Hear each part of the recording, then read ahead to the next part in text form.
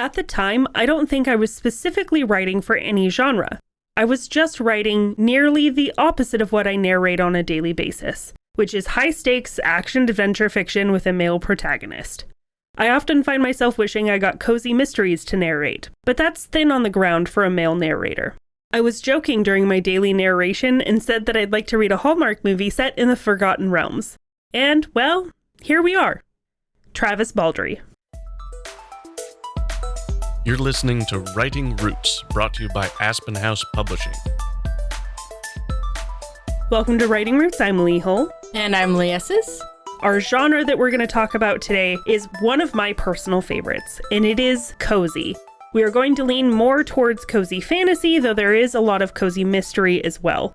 Our quote today came from who we would both say is kind of the creator of the cozy fantasy genre, and that is Travis Baldree, who wrote Legends and Lattes. At least in our experience, cozy fantasy is very new on the scene. Like he said in that quote, it's a Hallmark movie set in a D&D world. So you've got the orcs and the ratkin and this and that making a bakery and bringing coffee to the nice people of Faerun.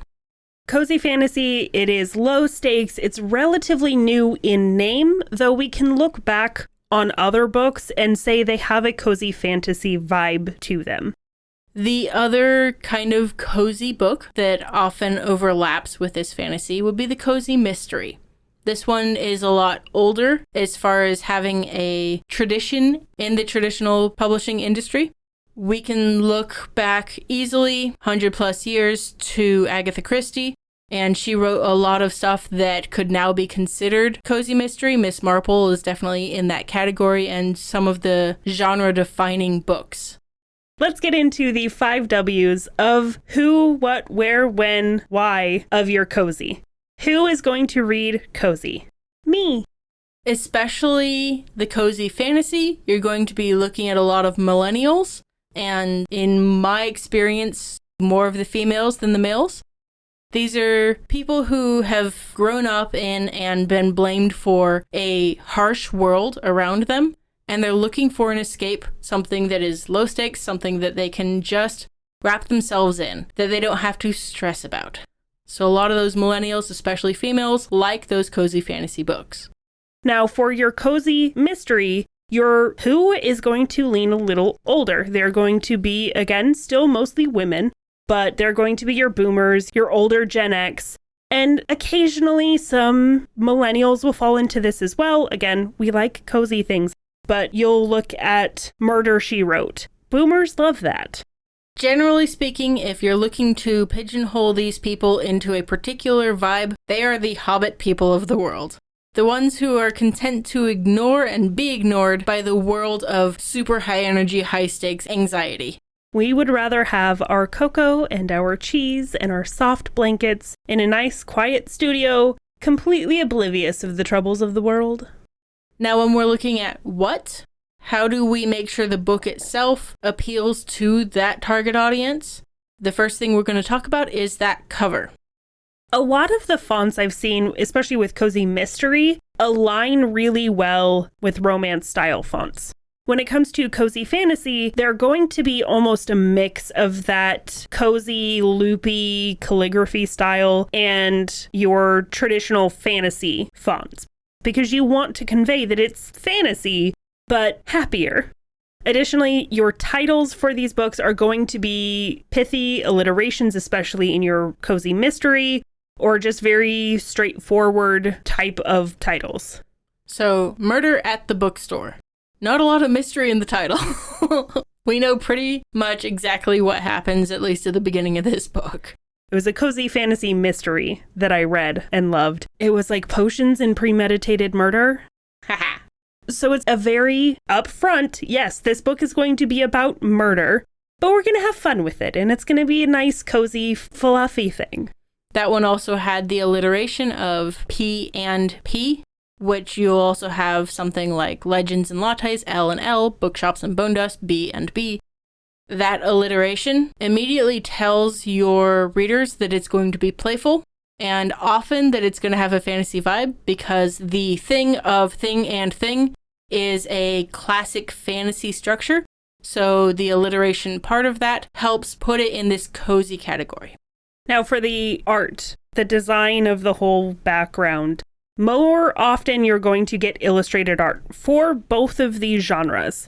Because especially a cartoonier style is going to lend itself in the mystery category to being cozy, because it's not a very hyper-realistic. Yes, we're dealing with death and we're dealing with mayhem, but it's supposed to be cozy and happy, so we're going to make it look a little cartoony. In fantasy, it's going to have a fantasy illustrated art vibe, but there's going to be a lot of warm colors, a lot softer tones, more of your natural sort of settings to it. When it comes to the stuff on the inside of the book, your content, you're going to have, by definition, low stakes. If the world is in your main character's hands and the aliens are going to invade, if the main character fails on this stealth check, whatever. Those are high stakes. That's not what these readers are looking for. They're looking for something like, what if they lose the flower arranging competition for their local rodeo parade? Again, you can have adventure, you can have action, but the stakes, what are they going to lose, is not going to be as high. Even the murder mysteries, he ain't getting any deader. Another thing with the content of these books, most of the time they're going to be set in a small town, or the person is going to be from a small town. Think very Hallmark. They either are from the big city and they go to a small town and discover that they love it, or they're from a small town and they go to the big city and they're this just country bumpkin having to deal with the big old city. You will also have the main events in the story, the main setting, be a familiar, commonplace type environment that your reader can relate with. It's going to be a tea shop, or it's going to be a bookstore. It's going to be something cozy, something familiar that we can have our characters return to again and again. And oftentimes your main character is going to be a sort of everyman hero who is just trying to make their life work. It is somebody that a lot of people can connect with. Even if they can't understand investigating a murder, they are doing something in their life that is very relatable. There's no chosen one that has to be him to save the world. When you're looking at when to release these books, it's generally the times of year that people need the most comforting. You're going to do the late autumn when the world is getting dark, when people are looking to feel warm fuzzies, they're watching those Hallmark movies, or perhaps early spring, after everyone's gotten back into the swing of things and they've failed at their New Year's resolutions and they're just feeling meh about life. Having something to hold close to your chest during the rainstorm can make a world of difference in how much you love the book. Where to market your cozies? In person is going to be your best resource for your cozy mysteries, because these are the more popular for book clubs, for thrift stores, for libraries. In passing, people will recommend and give each other cozy mysteries because it's something that everybody can read. These are also the collectors, where they'll want to have the entire Nancy Drew set, but they aren't going to go out and purchase the whole set. They're going to go, oh, this is one that I don't have. Let me pick it up and add it to my collection. So having them in person and physical, super helpful. The other type that we're talking about today, the fantasies, will do much better for your social media, your online. Part of that is your target audience is younger. Part of that is nerds like computers. Because this is a fairly new addition to the publishing world, most of the people who are actively talking about it are online. It was really the online presence and sharing all of that that really helped Legends and Lattes become really big, and authors like Rebecca Thorne and some of her cozies get really big. So your social media is going to be your best resource for your cozy fantasies. We've talked off and on about why people read these books, but this is the most important thing to keep in mind. And that is because life sucks. We want somewhere to escape to. We want somewhere that doesn't add to the stress of our lives. Somewhere that we can just enjoy our own experiences. So having this extra stress on the main character for them being the chosen one, or having the stakes really high, these kinds of things aren't why people are reading these books.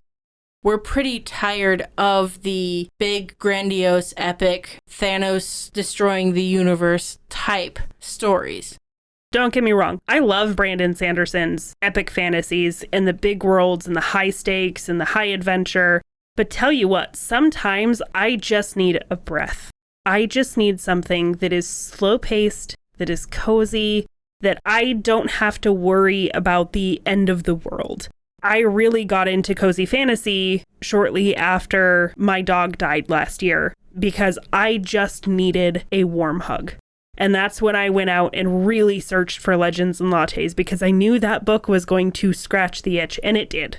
That's what people are going for. People go to cozy because they don't want to deal with the hard realities of our life. And these readers also see the stories within the mundane. Doesn't have to be big and widespread, and the newspapers don't have to report on it in order for it to be a good story. The big and small, genuine stories are really what people are looking to connect with. The triumph being winning the baking contest, or whatever it is. It doesn't have to be saving the world. Because sometimes it's the small victories that matter. The small things, the little steps along the way. Just like getting your first draft done. That is a nice, small, cozy victory that you can celebrate. That starts when you write selfishly. If you have a question or comment for our hosts or a topic you'd like us to cover, send us an email at writingroots@aspenhousepublishing.com or find us on Facebook by searching for Aspen House Publishing.